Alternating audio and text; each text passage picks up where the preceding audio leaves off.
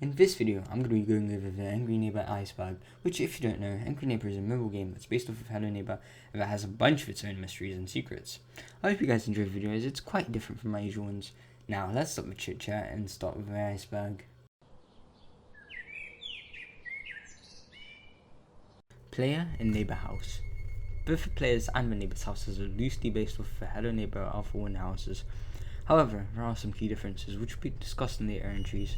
Also, I just wanted to mention how the neighbor's houses had many different looks across the game versions. Hello Neighbor ripoff. If it wasn't obvious enough, this game is a Hello Neighbor ripoff. However, it's also interesting that it's a paid app, and I'm genuinely surprised at how it hasn't been taken down by TinyBuild yet. Fan-made names.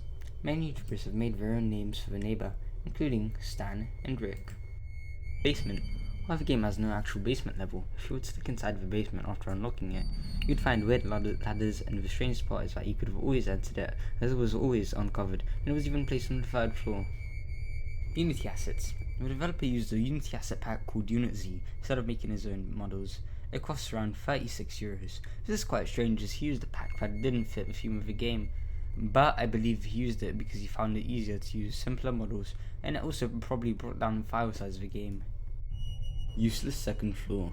Like I said earlier, the neighbor has a second floor, and it's pretty weird, as it's pretty much useless since it doesn't hold any major items, has many weird rooms, and has some cut content, such as a planned elevator that was never added. T-posing neighbor. In earlier versions of the game, the neighbor didn't have proper animations or proper AI, and instead just menacingly floated towards you at rapid speeds while stuck being T-posed. This was changed in pre-release 2.2, where the neighbor was given proper animations and AI, now even being able to watch TV. Really weird. I know this entry is very different to the other ones, but I just wanted to point out how truly weird this game is, and how almost no one cares about it, despite the fact that it's so interesting and has so many secrets and oddities.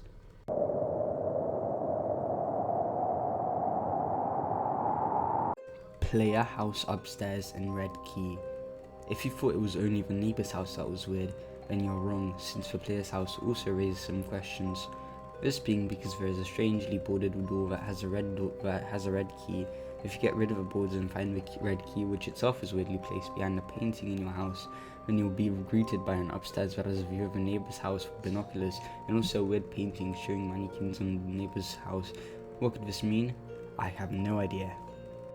Virus hoax. Now, if you didn't know, a couple of months back there were many TikToks and videos about an AP core virus version of Angry Neighbor. However, according to a wiki, the creator of the virus is called Just Brain Dead, and he debunked the hoax, saying there was never a virus and it was all just rumors. Neighbor has 2 elbows in some versions. Remember when I told you about pre-release 2.2? Well, that didn't just give the neighbor new animations, it also made him have 2 elbows, and the developer didn't seem to care up until the release 2.5 when he unfixed this uncanny glitch. Silver key.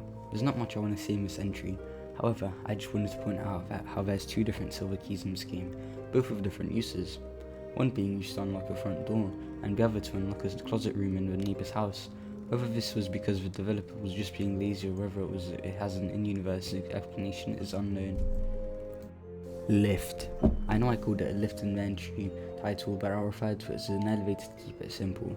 Like I said in the second floor entry, there is an unused elevator which is just a shaft in which you can either go down to higher or lower levels of the house. The only interesting thing about it is the implication of an elevator mechanic. Based off Hello Neighbor Alpha 1.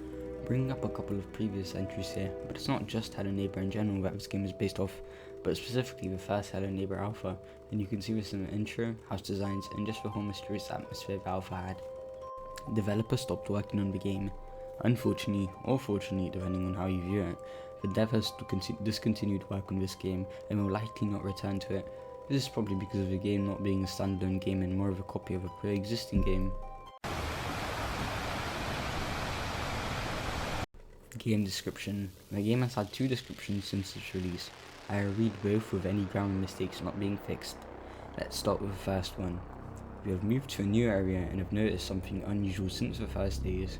The next neighbor behaves quite strangely, constantly hurrying, watching your every step, almost does not go out of the house, and regularly builds something, pounding and nailing, and sometimes people scream from his house. Find out what skeletons are stored in his closets, and what secrets the neighbor door hides.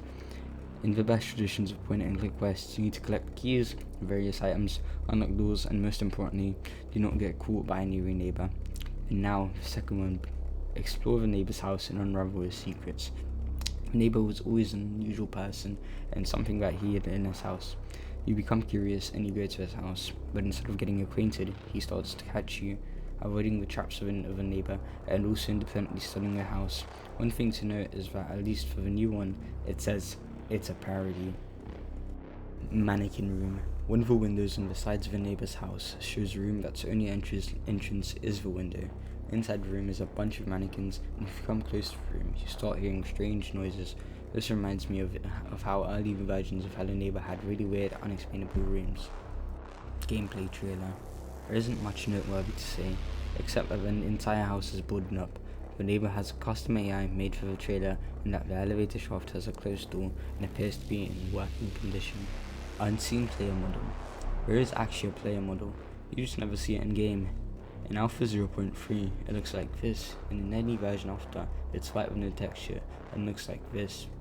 Guys, if you went this far into the video, then you're probably enjoying it, so please just like and subscribe, as you might enjoy future content and it would show that I should make more videos about this quirky game. Anyways, let's continue with the video.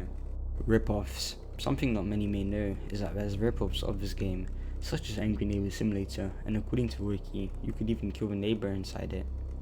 You can enter the house before the game starts.